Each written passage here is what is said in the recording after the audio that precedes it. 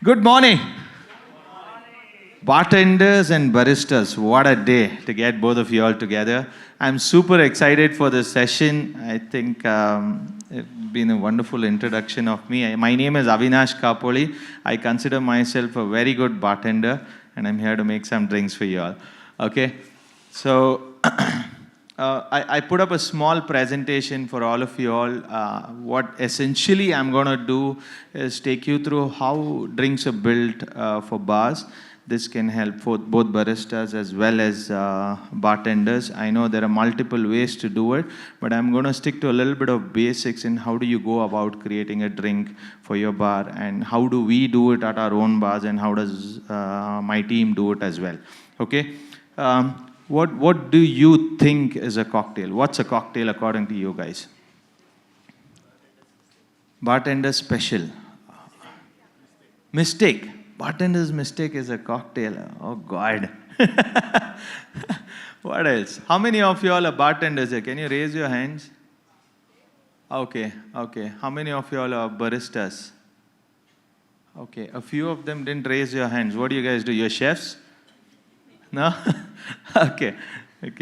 So generally, what is a cocktail? Cocktail is a drink which has got spirit in it, which can be vodka, whiskey, rum, gin, tequila, whatever it may be, and then you add another ingredient, maybe 1, 2, or 3, as many as you can, and then make it into a cocktail so the consumer who is having it enjoys the drink. Right now, generally, most of your spirits would have an alcohol percentage of somewhere between 40 to 42.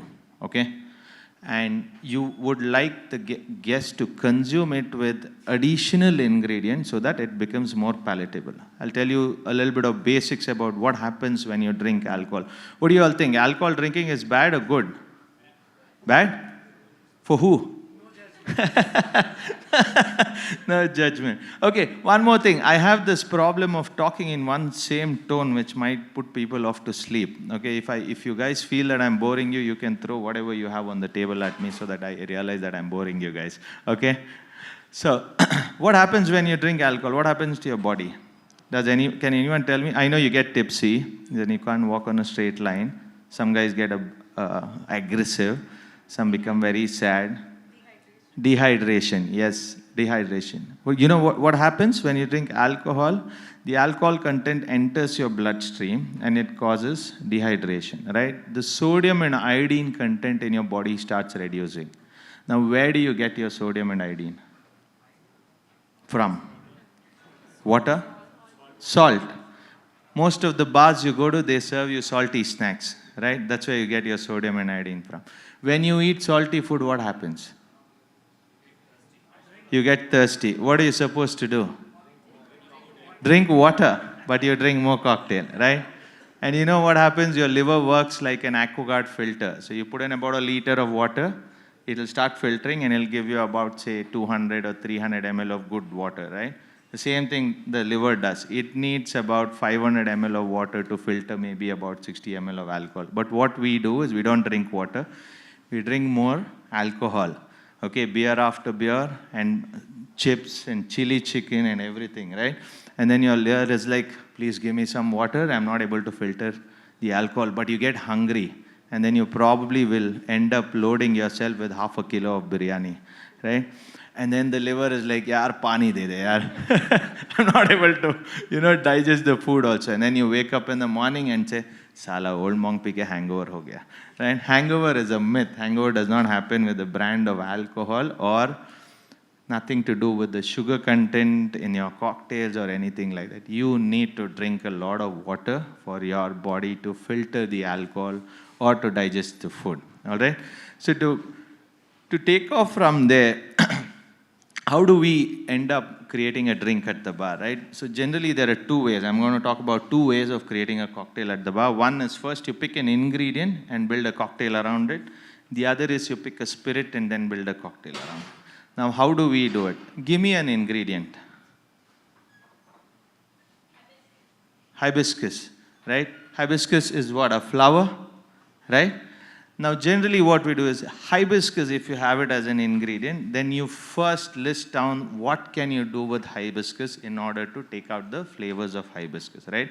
Because every ingredient, when subjected to heat or cold, or you blend it or anything, it releases different flavors. So what all can you do with hibiscus? Can anyone tell me what all can you do with hibiscus? Hibiscus tea, okay.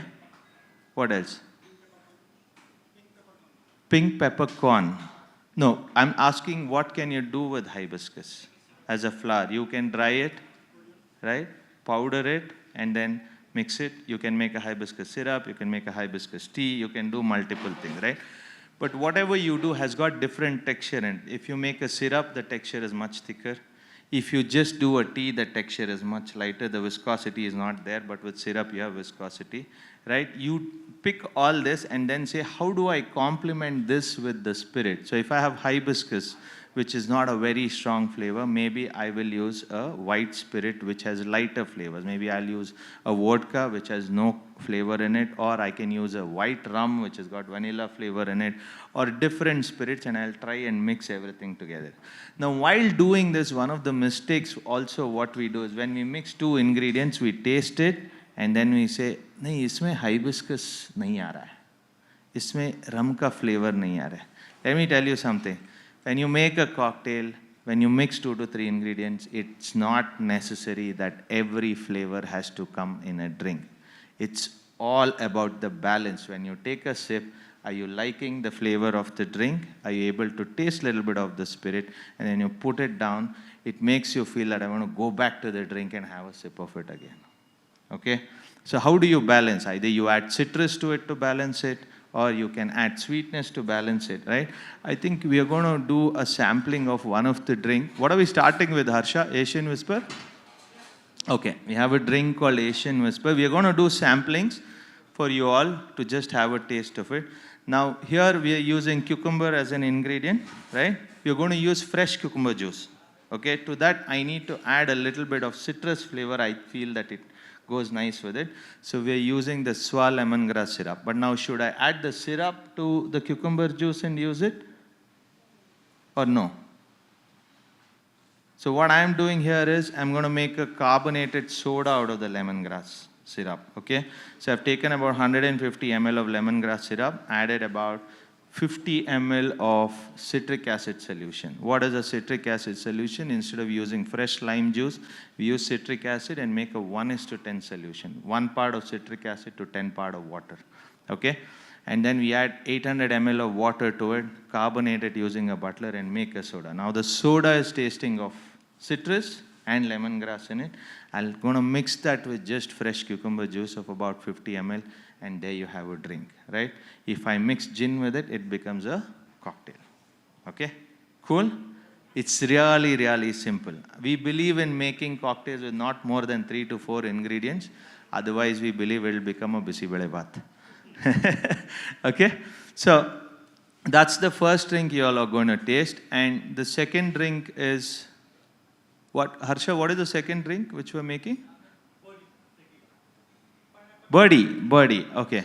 So another drink with for you, you all, to, for me to explain to you all how you differentiate between a light highball than to a drink where the texture is very viscous and creates a, very tantalizing taste. Tantalizes your taste buds. Okay. So this is a drink called the Birdie, and that's made with tequila, and we use the Swa pineapple bird's eye chili syrup. Now pineapple is already thick, the syrup itself is already thick in viscosity. Now I don't want to add water and carbonate it to make a soda. It might not taste great. So what we are doing is we're going to add some lime, we're going to add tequila, and we'll use a vegan foaming agent and shake it well to dilute it, and it gives a better texture on the drink. Okay? Any questions so far? No? Am I going too fast? No? Or you're not? If you don't have any question, that means you didn't understand anything, or you understood everything. One of the two. Any questions? No questions? You sure? The look on your faces is like, what the hell do I ask you, man? I don't know. Okay. What is the vegan form of foaming? So generally, when we make cocktails, to give a better texture on the drink, you usually use egg white, right? Now, egg white, in a situation where the drink is going to stay on the table for a few minutes, it might go bad, although it gives a great texture. So we use a foaming agent which does the role of an egg white, but it is extracted from a tree bark, which gives the texture of an egg white. And we use a few drops of that while we shake the drink, so it gives a better texture on the drink. Yeah. All right, moving on to how do you create a drink with the spirit? Now, usually every spirit would have their own flavors to it, right? Now, your whiskey would have flavors of vanilla, but at a much stronger way, right? Depends on which cask it was aged, where is it coming from, how long it is aged, and all of that. Now, with those, you have to use very delicate ingredients because whiskey already has a stronger flavor. So what we do necessarily is pick ingredients which are lighter in flavor and then mix it with your spirit, right? Now, if I'm picking whiskey, we have done a drink which is really popular at Soka called Lady Kuti. Thanks to Swa, that the drink is so popular. One of the highest selling drinks at Soka, right? Have you all heard of Swa's tender coconut ginger syrup? Right? So we use that. Tender coconut is very light. Ginger is not that spicy in the Swa syrup. It is not too strong on the flavor. So we use that. Again, 150 ml of the tender coconut ginger nariyal pani. Or no, lemon ginger nariyal pani. Sorry. Okay, and we add about 50 ml of the citric acid solution and carbonate that into soda. To that, we add two different styles of whiskey. We mix 30 ml of an Irish whiskey, and we mix about 60 ml of Scotch whiskey in it, right? And then top it up with the soda. And what you're going to taste now, which you're going to get, is the Asian Whisper is what we call. Very popular in the cocktail parties, what we do. Okay? So generally, when you're going to make a cocktail with the spirit, so you first pick the spirit and understand what are the flavors. It's very easy. I mean, in our days when we started making drinks, we had to first taste the spirit and analyze what is the flavor going to be. But right now, you can just put it on Google and say, what are the flavors of this? And you'll get all the flavors, right? And then you can also see what other flavors matches to it. But then how are you going to use the spirit in the drink matters more than how the cocktail is going to be put together, right? Now, you can use the spirit and shake it to give it a better texture and aerate it, or you can just top it up with the soda, or you can use multiple techniques such as sous vide or cryofiltration and a lot of other techniques which you can use. But the intent is that when I take a sip of the cocktail, you need to get a balanced flavor of all the ingredients in it, okay? Generally, I always tell bartenders that don't think in your head that if I mix with this, it is going to taste nice, and you put the drink out, and then if the guest doesn't like it, you say, isko kya pata hai, cocktail kya hota hai? That's not the case. See, from so many years, drinking has been a taboo in our country, right? How most of you all would have had your first drink with your friend. इसको आधा soda आधा पानी डाल के P लेने ऐसे ही पीना चाहिए, right? Then or probably would have started with beer. So most of the drinks which we consume are either had with soda or water. We mostly don't add anything else, right? So most of us have been drinking alcohol which is really, really light on the palate because we add a lot of water or soda to it. But if generally alcohols are had on its own. And when you mix a cocktail, you also have to understand is for the palate, how much of alcohol in a cocktail is good for the palate to taste. Ideally, it is between 12 to 15%. Have you all heard of wine? I'm sure you have heard of wine. What is the percentage of alcohol on wine? 12 to 15%. Do you mix anything with wine? No, you drink it on its own, right? It's basic, simple, but this wine is a vast subject, but I'm going to break it down to make it, compare it with cocktails. Now, if I have a spirit of 42.8% or 45% alcohol in it, if I have to bring it down to 12 to 15% for people to enjoy the drink, I need to increase the volume of the drink by adding 1 part of spirit to 2 parts of the mixer. So if I'm having 60 ml of alcohol, I add about 120 ml of the soda or the other ingredients, including dilution. The total volume of the drink is about 200 ml, right? And then you've got ice. So when you take a sip, it is palatable, it's nice, it's enjoyable. It's because the alcohol percentage has gone down to that, okay? Also, we use bricks as a meter to work on our sweetness on the drink. Sweet will always complement sweet. Best example is gulab jamun with ice cream, right? Gulab jamun is so sweet, but we still have it with ice cream, right?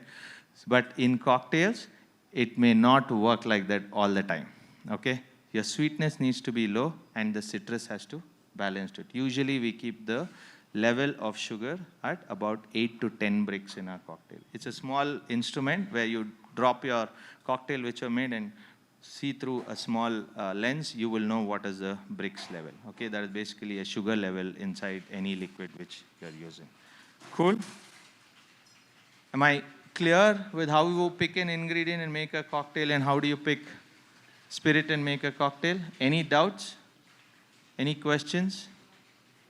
If you don't ask questions, I find it a little scary.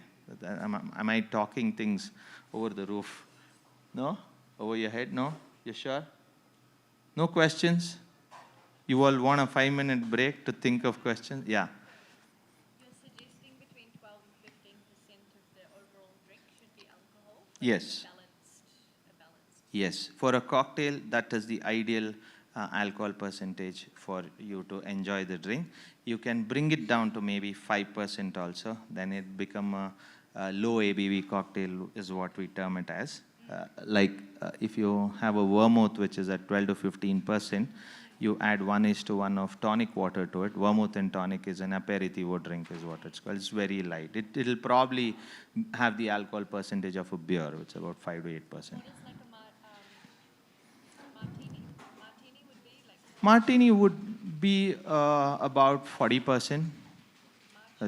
Yeah, much more than, because it's just the spirit. So generally, above 48%, if there is ethyl alcohol in any spirit, when you taste it, it is going to burn your tongue. You will not enjoy it.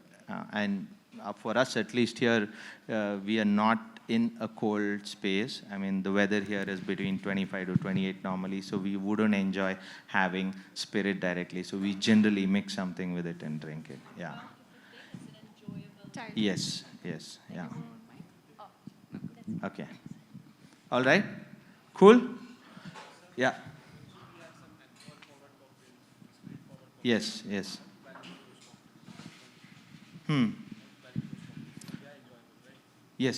So spirit-forward cocktails are definitely enjoyable. Well, for a lot of us, it's an acquired taste. But generally, if you are able to have a spirit and understand what flavors are there in it, then how would you take those flavors and balance it with other ingredients? Now, the most popular cocktail, everyone would say, as a bartender, everyone says, what is your favorite cocktail? Negroni, right? It's gin, Campari, and vermouth. But when you look at it, it's actually a low ABV cocktail. But it is spirit-forward. Because Campari has about 25%, vermouth has about 15%, and gin has about 42%, but it's all at 20 ml. And it's the right dilution on it when you take a sip, how it feels on your palate. I know everyone says it's their favorite cocktail is Negroni, but they can't drink more than 2. It's hard. For our palate, we are not used to drinking bitter cocktails, or we don't eat a lot of bitter food as well, so it's tough. But yes, when you're usually making a spirit-forward cocktail, you have to balance the flavors in different ingredients which is there. It's a trial and error, right? You add maybe a few drops or more and taste it and see if you like it. If you are enjoying it, then you give it to the consumer. Okay? Cool. Thank you. Welcome. I'm gonna take you through the soka story. A little bit of what soka is. Soka sounds very, very Japanese, but it isn't. So is for Sombir. That's my partner. He does the food. And Ka is my surname, Kapoli. So that's how soka came together. We are a tiny 500 square feet cocktail bar. We do about 15 cocktails. 15 snacks and 2 main course and 1 dessert. We also have 5 cocktails on the board, which keeps switching depending on what ingredients we get and what we do. So how was Soka built? It was, I was working with the liquor companies for a while doing advocacy.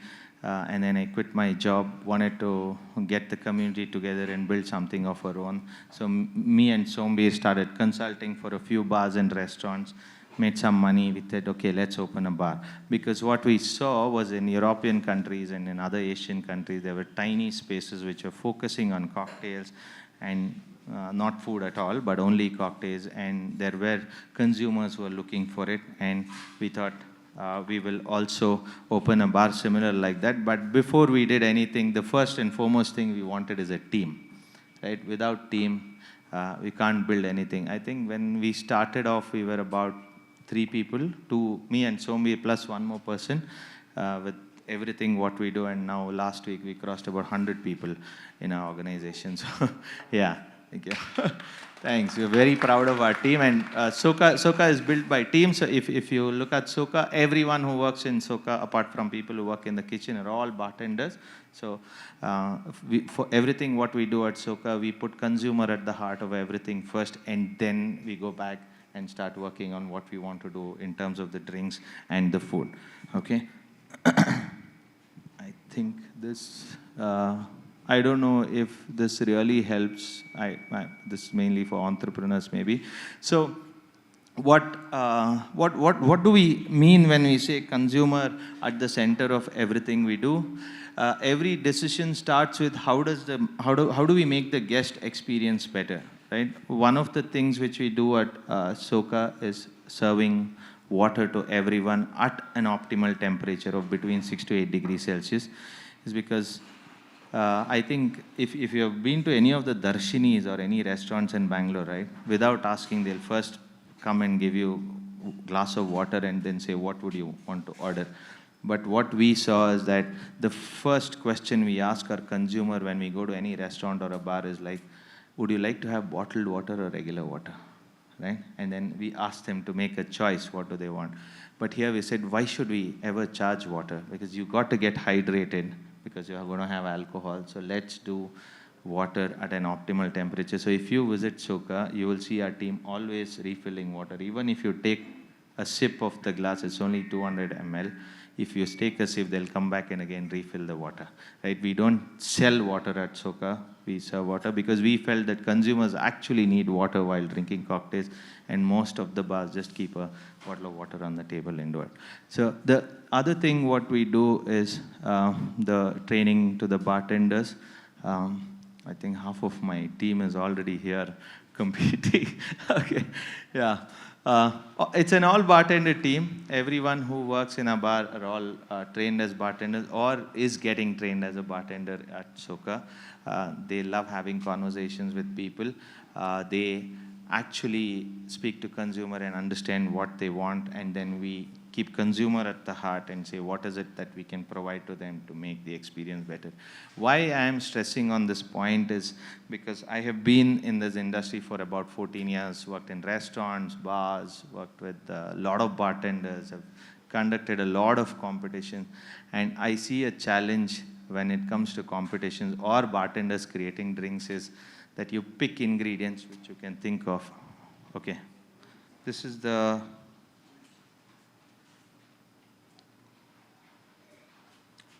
This is a birdie. Did you guys try the first drink, Asian Whisper? Is it like it? I don't know if he put gin in that or not. I haven't tasted it. Or did he make a non-alcoholic one? Okay, that's a 0 proof. Okay. I forgot what I was talking about. Yeah, as bartenders, I have seen a lot of us, what we tend to do is we start making cocktail in our head first. Right? I have this berry which grows in the Himalayas, and I've taken that berry and I've infused it with gin, and then I have mixed it with another ingredient coming from Kanyakumari, and I made a drink, and I put it in a nice glass, and then there is garnish all around the glass, and I give it to a consumer, and then, oh, I didn't like it. He doesn't know what a cocktail is, right? So please please taste your cocktails before you make it. You can make fantastic cocktails with ingredients which is available, and it's always better to use natural ingredients to make your cocktails. And you guys are lucky that you have Swa, which is so accessible, right? It is so easily accessible for you guys to make great drinks at your bar.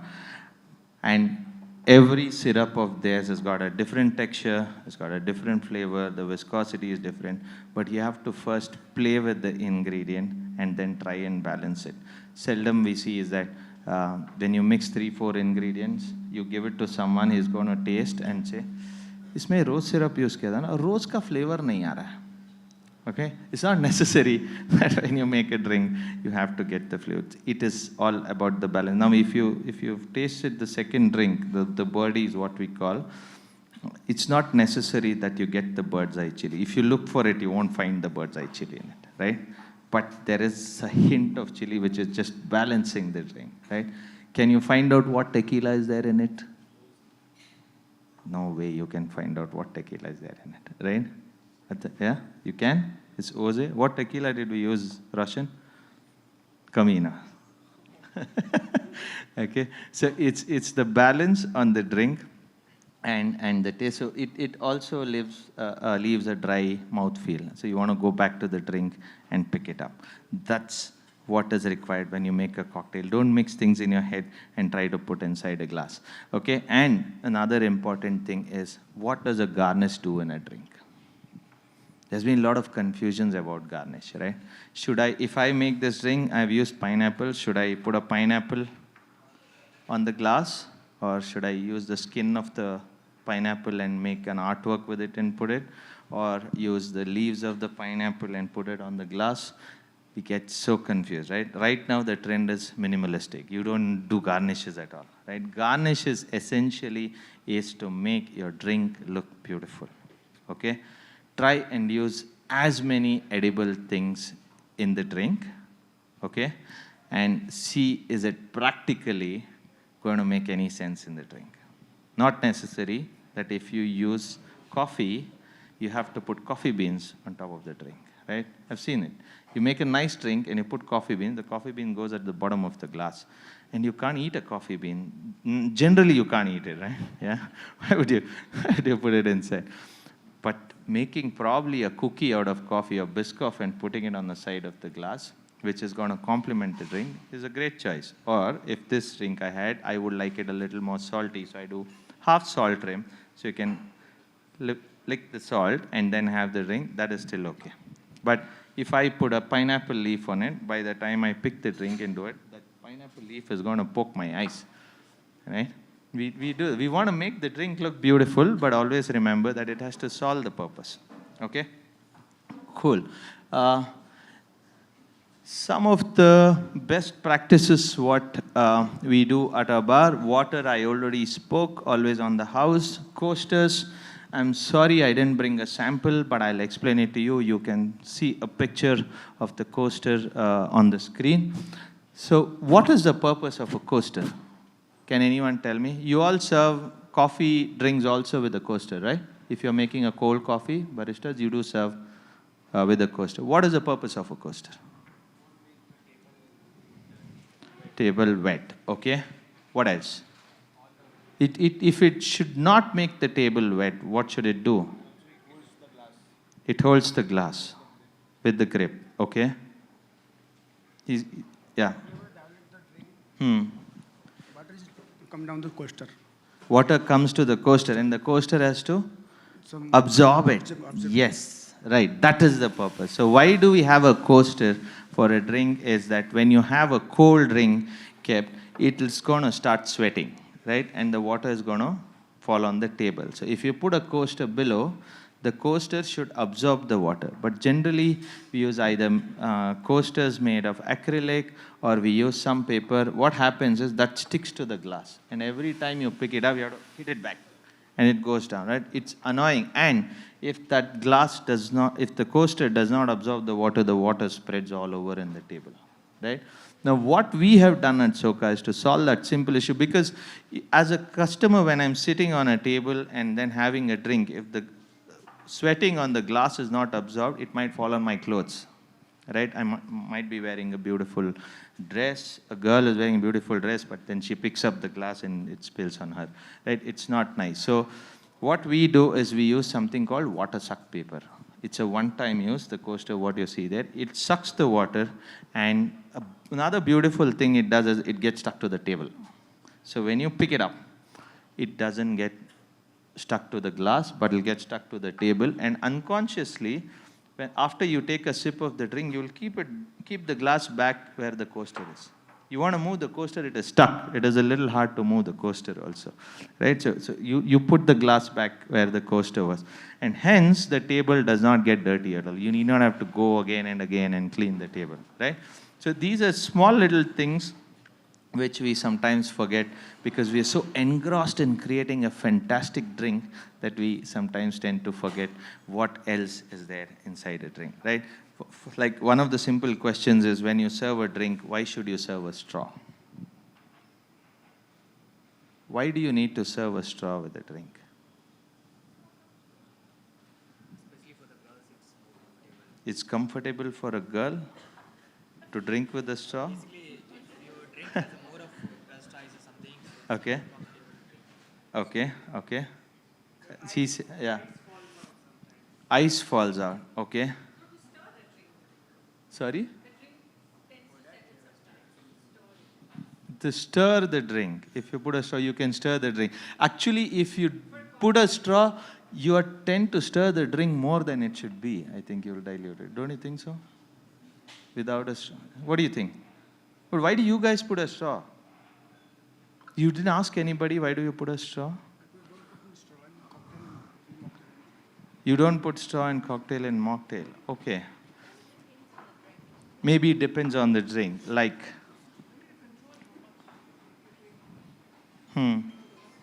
Okay. So, it's very annoying. Like when you are drinking, the ice hits your nose or something more. It's Okay, very annoying, so okay. You get straws. It's more comfortable drinking. Okay. So generally, if you have a drink with a lot of crushed ice in it, you put a straw so that you have the drink which is coming from the bottom of the glass. But otherwise, if you drink it, the crushed ice may fall on your face. Absolutely, right? But the actual purpose why straw was put in a drink is because the girl's lipstick would get spoiled if she sips it from the glass. Yeah? Otherwise, there is no reason why you should put a straw inside a glass. However, having said that, now the drinks have changed a lot. You have boba inside the drink, which you may not be able to sip from the glass, so you need a thicker straw to get the boba while you're drinking. Or you might be putting ingredients which cannot, like he said, ice inside the glass, so you need to put a straw. Otherwise, if they drink it, the ice may fall on them. Right? Cool. And what else? So no hard selling, just great hospitality. So at Soka, or most of the bars which we operate, we generally don't hard sell any of our drinks. We understand what the consumer wants, and we offer a drink based on what their taste profile is or what their liking is, and so on and so forth. Okay? Any questions so far? Are we on to the next drink? This is the most famous cocktail in Soka, and it's called Lady Kuti, after the love for women in Kerala and the coconut. Now, if you taste this drink, you get a little bit of coconut, right? You get a little bit of ginger, you get whiskey, right? And there is lemon as well. But we are trying to balance everything. But just the tender coconut Swa syrup which is there, if you mix it with water and carbonate it, you can just serve it as a drink on its own, and it still tastes really good, right? And what we do at Soka is, for this, we put a slice of Californian grape as garnish on the glass, and we make fun of everything what we do at Soka. So we say, you have to lick it before you sip it. Okay? That's the simplest garnish what we have at Soka. So it's just a Californian grape thin slice, and because the glass is wet and the grape also has some wetness in it, it'll just stick to the glass for about 30 minutes. Yeah? More than that, yeah. Questions? Oh, Suhas, I didn't see you. Welcome to the craft cocktail competition. Any questions? Guys, you have to make it interactive, otherwise it's going to get boring. Yeah. India convert to How to balance? Food, any food. We can take any food and the biryani, some Yeah. convert to cocktail. How to balance this cocktail, sir? How to balance the cocktail. See, generally you cannot put a biryani inside a glass, right? I'll tell you why. No, it's a great thought. There's nothing wrong in saying that you want to make biryani as a drink. But when you usually eat biryani with the rice and with whatever, chicken or mutton and everything, and when you chew it in your mouth, there is mixture of different ingredients which creates a flavor profile in it. Whereas in drink, you take a sip and you just to create all those flavors, the texture, everything. So maybe you can take a salsa, right, and then blend it and mix it with tequila and say I made a salsa into a cocktail because it's got sourness, it's got sweetness, it's got spice in it. Because salsa you can eat on its own also, you can make that into a drink. If you necessarily want to make biryani into a drink, it is really tough, but there are bars which do it exceptionally well. There's a bar in Singapore called Elephant Room. They have a nice matka in which they've sous-vided biryani and made that into a cocktail and comes with a papad on it. It's delicious, but I haven't given it a try it because we used to eating different biryani so much that arey biryani se to ye acha nahi hai, biryani hai acha hai, right? Yeah, like how cranberry flavor is so popular in India when I was working with Bacardi. So breezer cranberry is so popular. You know why? Because we had never eaten cranberry before that. You used to, I don't know how many of you all eaten fresh cranberries? So does it taste anywhere close to the cranberry flavor what you get? So we probably not. So since you know the biryani flavor, no matter what cocktail I make and say it's a biryani, you will not like it. I like it, sir. You will like it? You are my guest. Yeah. Convert with cocktail, sir. Okay. Tom yum based cocktail. Tom yum based. Yeah, you can make it into a cocktail. Kheer, Indian based kheer. Yes, Kheer yes. convert to cocktail. Kheer, yeah. Hyderabad famous Sulaimani chai. I convert to cocktail. Very good, man. You are a genius. No, sir. Thank you, sir. She had a question. What are your big no-nos when you're designing a cocktail? Is there any like no-nos? Like what would you not do, or what would you suggest is not done when you're making cocktails?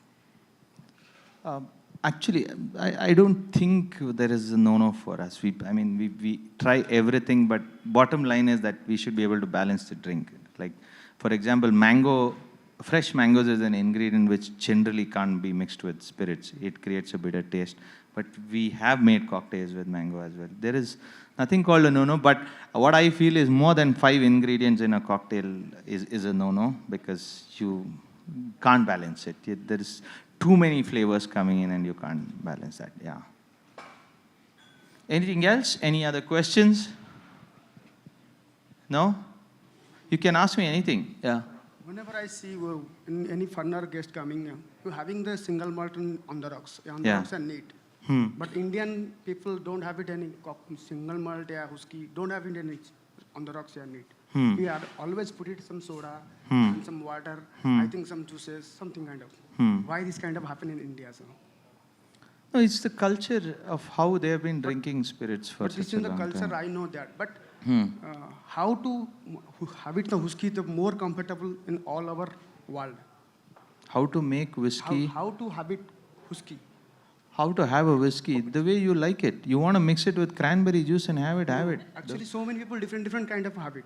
But what the particularly one I have it the whiskey, the most flavor come out in our palate. No, see, it's about the way you enjoy it. There is no rule that you have to drink this way. It's like if as a South Indian, I love eating idli vada sambar. There is nothing which can beat that for me, right?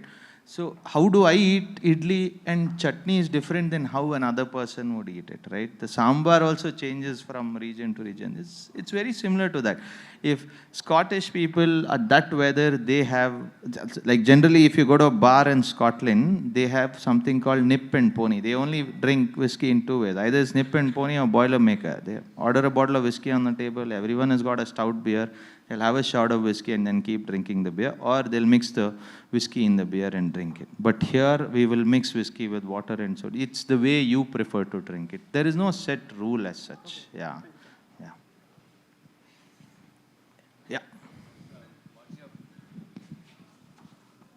What's your favorite cocktail?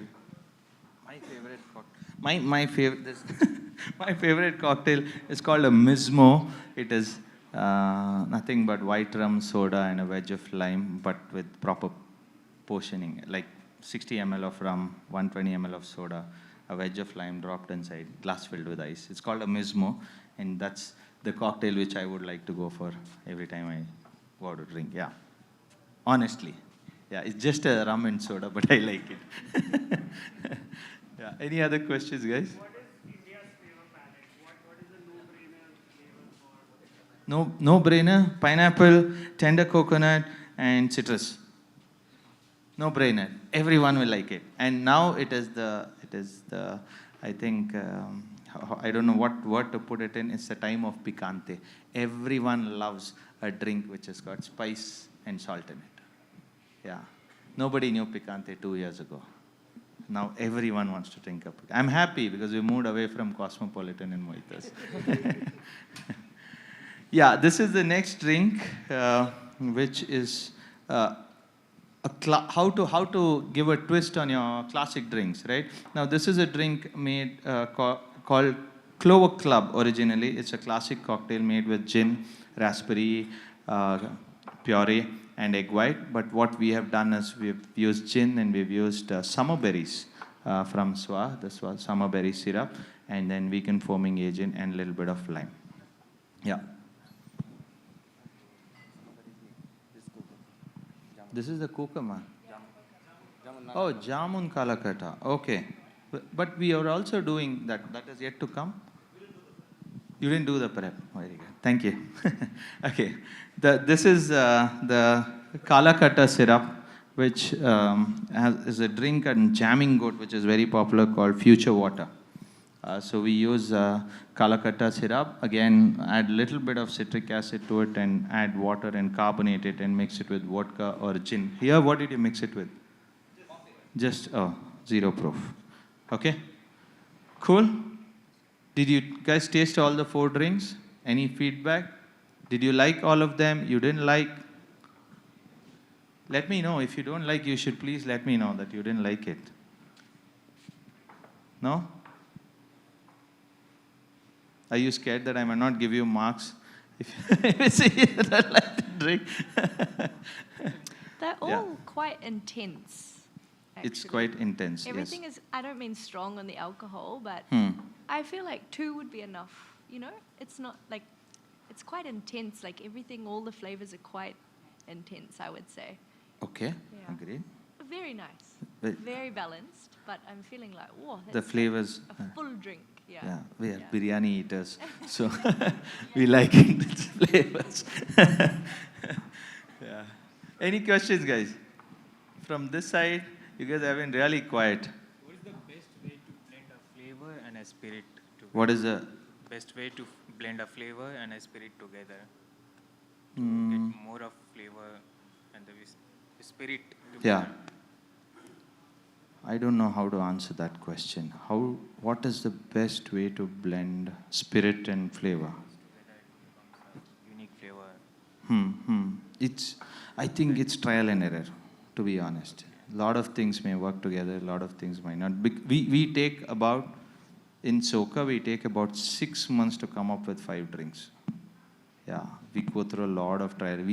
Like I said, we want to think ingredients in the head and mix it. A lot of them don't mix at all. Especially these guys, when they create cocktails for competitions, they try amazing new ingredients and things like that. It's trial and error. Some get balanced, some may not. Then you blend 2 ingredients, then you understand how to balance it, what else you need to add. Sometimes it's flavor you add, sometimes you add citrus, sometimes you add sugar, sometimes you add salt.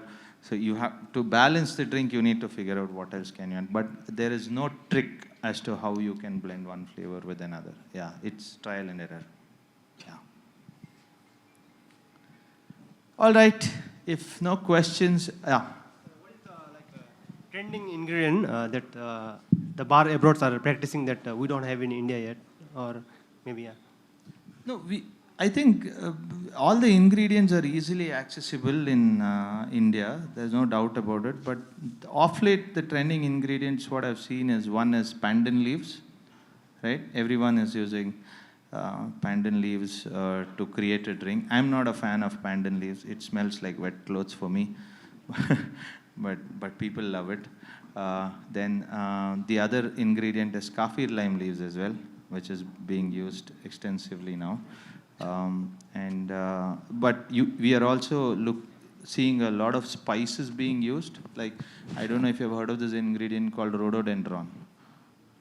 Bourage is what it's called. I think it's the most important ingredient which goes in roux afza. And that is being used by a lot of bartenders to create drinks. And vetiver is again very, very trending right now. A lot of them are using vetiver to create cocktails. But the most trending cocktail in our country right now is picante. So everyone has their own version of picante. So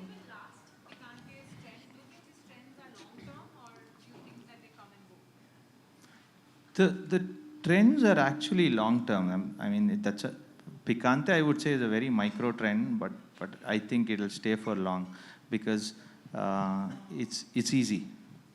It's not hard for bars to create their own version of picante. So I think that trend will stay for a while. Like we had mojitos which had watermelon mojito, pineapple mojito, and 100 different versions of mojito. But now I think in picantes you will see different versions, because Negroni is something which not everyone is enjoying. All the bartenders kept pushing that this is the best drink. But I think now if people who come to the bar and say, do you have a picante I want to try, or you have your own version of picante. Anything salty, spicy, and umami, people, yeah. And does this come like, so because it's trending internationally that it has come up, or it's just randomly sprung here, or how do these trends sort of evolve? And for everyone sitting here, right, whether it is in coffee or whether it is, how can all of us know that, okay, this is going to sort of come up and let's sort of do something with this? See, I think one way to look at it is that if you look at a lot of bartenders and bars across the world, they put out their menus, they explain to you how they're doing it. I think the best example would be a bar called Bar Leone, which is run by Lorenzo Antinori. I don't know if you've heard of this bar. It is Asia's #1 bar. They became second time #1 bar in Asia. And they, on their website, they have a recipe of every single drink served in their bar. You can recreate that drink. It is simple drinks, simple food, but very, very tasty and great vibes. So you have access to menus and bartenders and ingredients and what they're doing in terms of the presentation and everything online. You can pick from that and put your own mind to it and try doing different things. Yeah. I think did that answer your question? What becomes a trend? Like how, so if he says that he goes to that website, takes up a recipe, becomes nice, interesting words for his bar. Yeah. How does it sort of spread? And does this spread, like plant flavor, spread? Yeah. Because they sort of copied it from somewhere. Was it already trending internationally and then it sort of came? No. Or it's like an India-specific thing that everyone just woke up and it's like, we like spicy coriander-based drinks? Yes. It's trending is because it is easier for bartender to sell that drink.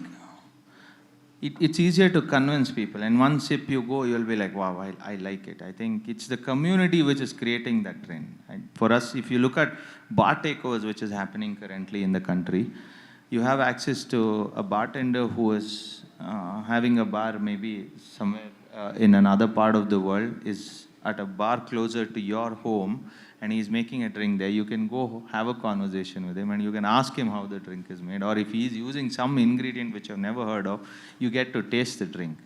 I think one of the biggest challenges I faced when I started off, I think we spoke about it a lot of times, is that us bartenders don't drink cocktails. We don't taste. We finish our work, get a bottle of Old Monk and Coke and drink and sleep. If you have not tasted a great cocktail, how would you make a great cocktail, right?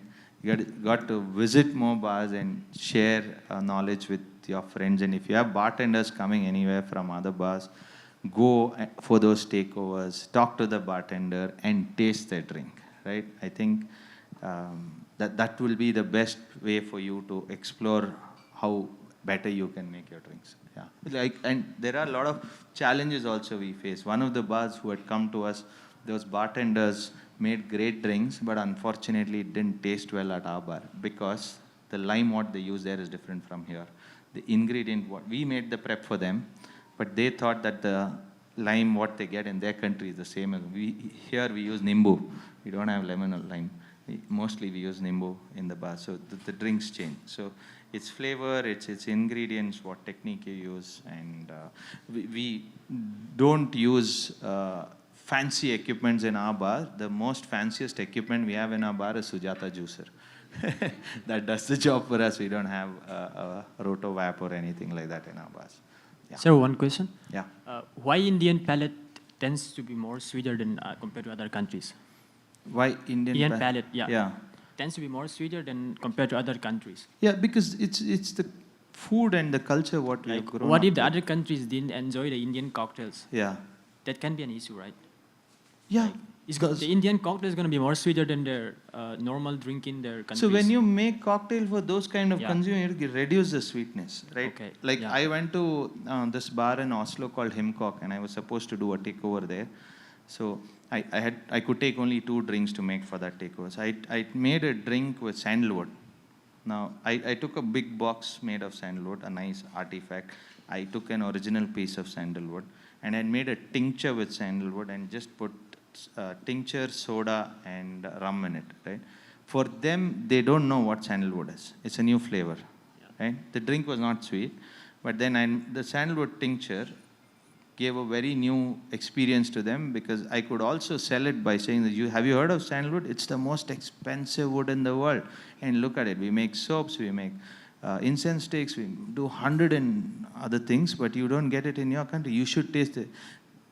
That is what I wanted to show what my country is or what we do back here at home or whatever to it. But when I go there, I don't enjoy their food much because the way they eat their food, they don't have sweet. Maybe breakfast, they don't. Here we eat jalebi for breakfast, which we eat something else which is not sweet. So we are okay with sweeter drinks, but maybe they are not. So based on what palate you understand, you will have to make drink accordingly. Yeah. Thank you. Tips for pairing ingredients. Tips for pairing ingredients. There is a website called ingredientpairing.com. You put the name of the ingredient, it will tell you what ingredient pairs with it. It's an amazing tool to use. You should use it. Yes. It's I tell all bartenders to use it. It's called ingredientpairing.com. Right? Go on that. Whatever ingredient you want to make a cocktail with, put that ingredient there. It'll tell you what 10 other ingredients will go well with it. Even chefs use it. Some of the best chefs in the world use that website. Anything else? No? All right. Thank you very much. And I hope I shared some knowledge with you guys and wish you all the best for your competition. Thank you.